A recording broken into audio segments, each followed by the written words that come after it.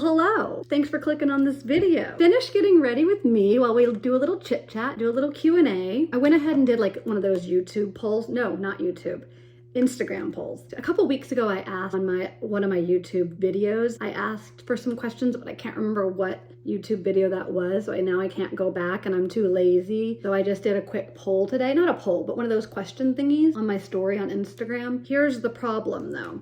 I'm filming on my phone, and that's gonna make it hard to access those questions. I'm gonna have to stop recording, check the questions, and then turn my phone back on to answer them. So this should be quite the journey today. We're gonna hop right into it. I already found the first question, and I got this one a lot. It was, what was the most stressful part of moving? And I have an answer for that. For those who are new here, I'm sorry for those that have been following along so long, and this is the 100th time you've heard me say it, and you followed along with the whole thing. But 5 or 6 weeks ago, I moved cross country from LA all the way to North Carolina, and along with 3 dogs too. It was quite the journey. It took 37 hours over the course of 4 days and 3 stops in the hotel. So I would say the most stressful part was probably the day that my furniture was delivered. I'm renting a fully furnished house temporarily while I find a more permanent place. Make sure I want to settle down here. So all of my stuff is in storage, and I have a lot of stuff. So I think that the most stressful part was I ended up having to get a second unit. When they first got there, they're like, we can probably fit it. It's gonna be close, but we're gonna try our best. And at the very end, I just like the boxes left, the headboard of my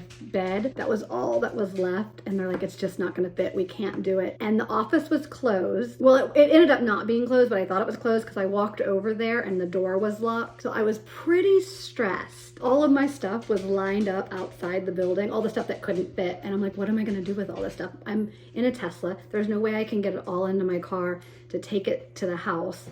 I have nowhere to put it at the house. Hey, Winnie, you wanna come join me? So that was a little bit stressful. It ended up all working out because I called the number on the door. The lady, she was in another part of the building. She came in, she had units available. I got a second one. They finished unloading and it all worked out. That was probably the most stressful. I'd say that's pretty good. There was a couple little things here and there. The stress of getting the dogs into the hotels each time. 2 of the 3 only allowed 2 dogs and I had 3 dogs. So I felt like I was sneaking them in. I guess I was sneaking them in. That ended up all working out too. And the dogs were really well behaved. I was probably most stressed about that. Leading up to the move, that was probably what I was worried about the most, was the dogs. But they ended up being so well behaved. I couldn't believe how good they were. Okay, speaking of dogs, someone asked, how is Piper doing? I had to take Piper to the vet recently, so I think that that's probably what they mean. Piper's doing great. And I appreciate that question, and Piper appreciates that question. I took her in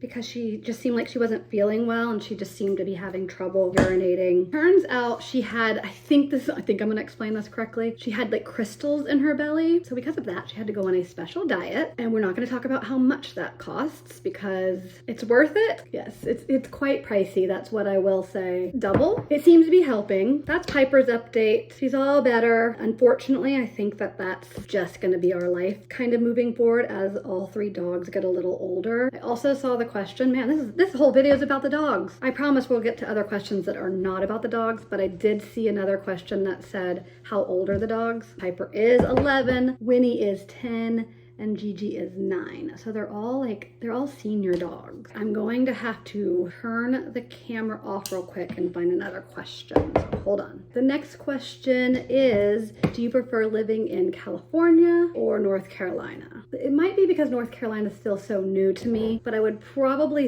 say North Carolina right now. I don't know. I don't know if I was just burned out on LA. So if I had to answer now, I'm gonna go with North Carolina, except for the bugs. No one told me about the bugs. Had I seen that, it might have changed my mind. But now that I'm here, I'm okay. It's okay, I'm surviving, but can we talk about it for a second? If you don't know what I'm talking about, at least here where I am, there are these little bugs that look a lot like cockroaches. And I've said it recently in a video where I was traumatized by a bug. Here's the thing.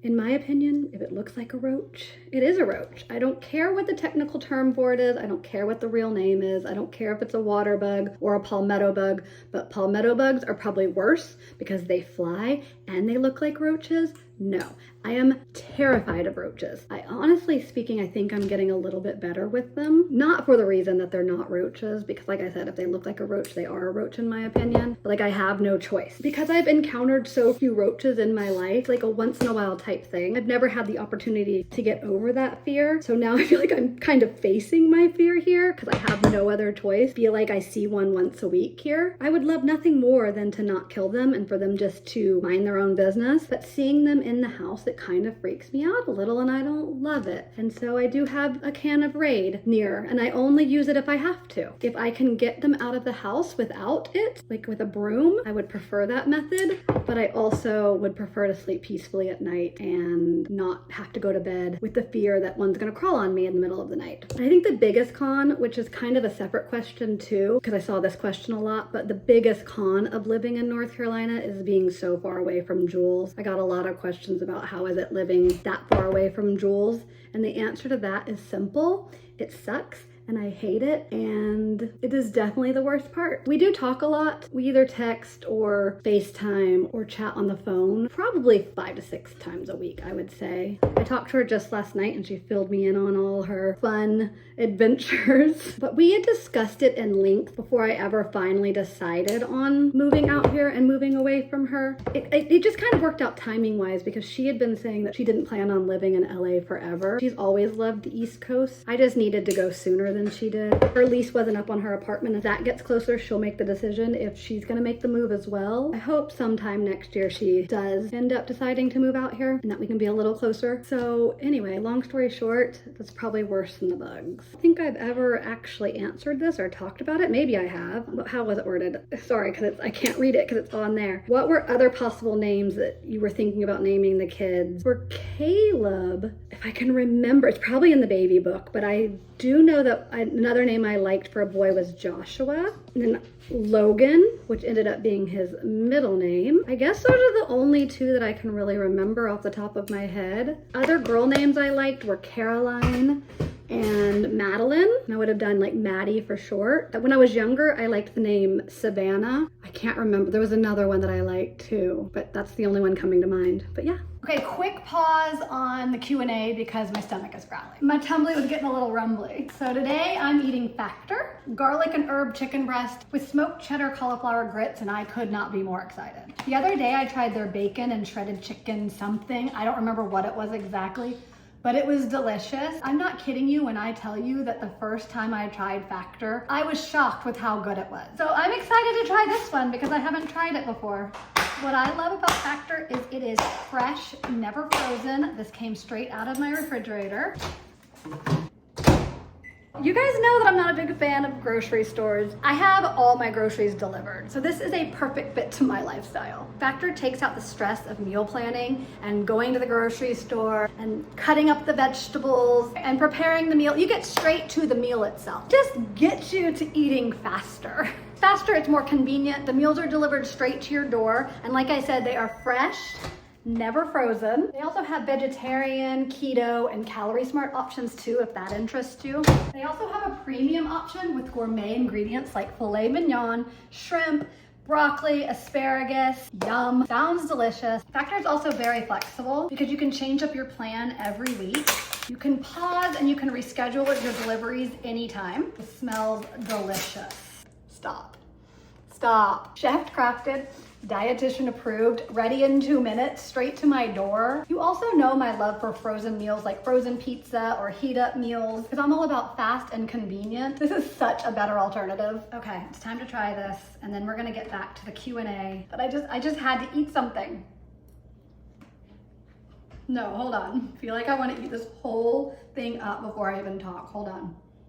It's delicious. Factor never misses. I'm not even kidding. I could probably plate this and people would think that it's probably better than what I would cook. Head to factor75.com or click the link below and use code 50KatieLeBlanc to get 50% off plus free shipping on your first Factor box. That's code 50KatieLeBlanc at factor75.com to get 50% off plus free shipping on your first box. Scraping the bottom of the barrel here and then we're getting back to the Q&A. You know what I probably love most of all? Kitchen's clean. The next question is dream vacation. And I think next on my bucket list is going to be Greece or Italy. And I'm hoping that maybe next summer I'll be able to knock one of those off, maybe both. I also saw a lot of questions about Caleb, and you guys know I love talking about Caleb. And for those that don't know who Caleb is my son, my oldest son. Unfortunately, he passed away when he was 13, which was over 9 years ago, which is crazy to think about. But I also saw a lot of questions about advice on how to cope with the loss of a child. And honestly speaking, I don't know what advice I have to give. I don't know the answer. I don't know. I guess the best thing that I can say is, this is a tough one. Advice? There is no advice. I feel like I've seen this question a couple times in the last couple Q&As, and I kind of have avoided it. But not because I don't want to talk about it. It's because I really don't know what advice to give. Therapy, I think that's a good one. That's kind of like the no-brainer one because it is good to talk about. I guess maybe I do have an answer. Maybe the best advice I can give you and those that know somebody who has lost a child or a loved one, I find it helpful to talk about him and to remember the good times, and the sad moments do definitely creep in. They're there every day, but I just try to, talk about him as if, he's here. I enjoy talking about him. What I've learned, as most people do, I think the biggest fear this is actually switching into advice for those who know someone who's lost a child, and that is to ask questions about them and to say their name. Most people's biggest fear when losing a child, I don't know, I don't want to speak for everybody, but I know that for my sister and my sister also lost her 10-year-old. One of our biggest fears is that child will be forgotten. And so we do want to keep their memory alive, and we do want to talk about them, and we do want to remember all the good times. I don't know if I answered that fully, but I guess my best advice is to be patient with yourself. I think that's another thing you can do. It never goes away. The grief is always going to be there, and I'm going to get this so wrong, but there's a saying about grief is just proof that there was once love or something, or I probably have it saved on my phone somewhere. Let me find it. Grief is proof that love still lives, meaning that grief is there because that love is still there too. I also saw a lot of self-care questions, and somebody specifically asked about my hair dye. I think the question was something like, do you dye your own hair? And if so, what's the shade? I do dye my hair myself at home for many, many reasons. One, I don't really love going to get it done. It takes forever. Same with my nails. But if you noticed, I did get my nails done recently, and I love having them done and how they look, but it just takes forever, and it's just not my favorite thing to do is go sit down in a chair, and I don't know, I just get anxious, and I just get, what's the word I'm looking for? I get fidgety. I just can't sit, I just don't want to sit there that long. And I only color it to cover up my grays. I don't know the shade, but who is it? It's L'Oreal, Color Preference or something like that, in like the soft black. I'm not exactly sure. I'm not much help. But yes, I do cover my hair at home, and I normally do my nails at home. Also do want to go get a trim, like a real professional trim, if I don't decide to chop my hair off first. I trim my hair at home too, but I probably need to go and get it professionally done. I do think self-care is important because I do think it was one of the things that I did not used to focus on, kind of navigating divorce or life after divorce. I think that is what helped me, is kind of putting the focus back on myself. Not 100% on me, but definitely just more, because that old saying is you've got to fill your own cup before you can fill others. I believe that more than I've ever believed it. I wish I had learned that so much longer. I think that helps you to be a better mother. The next question was, do you have any piercings and or tattoos? Yes, for piercings. I used to have my belly button pierced, but when I got pregnant with Caleb, I ended up taking that out, and I got that when I was 18. So I had that for about 4 years. I also around that time had my cartilage pierced, but I don't have that anymore. Currently I have one here, and I have a cluster here. So I have 2 small ones next. Those are separate. And then I have my third up here. Can you guys see that? And on this side, I have the same, except I don't have the cluster. So I have the first, my second, and my third. And then I have one tattoo. It was never like a huge desire to ever have one. And I knew if I ever did get one, it would have to be something that meant something, like sentimental. I guess that's what most people get them for, but I wouldn't get like a significant other's name tattooed on me because You might end up divorced. But when I went to Cabo a couple years ago, somebody I was with was getting their first tattoo. So it just kind of happened. I was like, oh, I think I'm gonna get one too. Before getting one, I had kind of considered, well, like the number 7 is kind of special because it was Caleb's baseball number. And I just, like 7 is, I just think 7's a lucky number, 7's a biblical number. It just kind of made sense. So I wanted to do something with 7, whether it was like the number 7 written out or if it was like was it called tally marks in the 7s or Roman numerals. I didn't want to just get a tattoo for Caleb because I felt I didn't want to leave the other 2 out. So I ended up getting 3 7s, so 777. I didn't really know where I wanted it placed, but I wanted it somewhere that like it could be hidden or I could show it if I wanted to show it, or anyway. So I decided to get it behind my ear here. Can you see it? Anyways, I love it. The last question is, what are you currently binging right now? Okay, there's a few things. Gilmore Girls, which I have never seen before. Actually, I think I did see like the first episode years and years and years ago. So I'm currently binging that. I'm on season 1, episode like 5 or 6. I love it. I specifically waited till the fall, and the first episode, we made hot chocolate. We just snuggled up on the couch and drank our hot chocolate. Then also Love is Blind, which in fact the reunion is on tonight, and I'm so excited. Is it tonight? Yes, I think it's tonight. And I'm so excited to see the update on everybody. What else? What else am I watching these days? I just watched the Netflix movie Woman of the Hour. So good. Also Don't Move. That was another Netflix movie. Both so good. I feel like there's so many more. Oh, Dawson's Creek. Yes. I probably watched Dawson's Creek all the way through. Well, I watched it when it first aired. And then this is probably like my 3rd or 4th time to watch it all the way through. But I haven't watched it in years. And then, you know, living out here, I thought it made sense. No one asked this question, but I'm going to answer it. Team Pacey.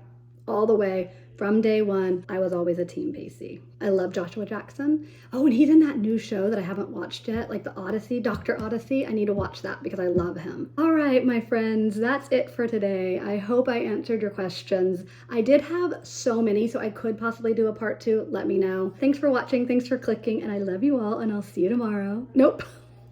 Okay, let me try that again. Thanks for watching. Thanks for clicking. I love you all, and I'll see you next time.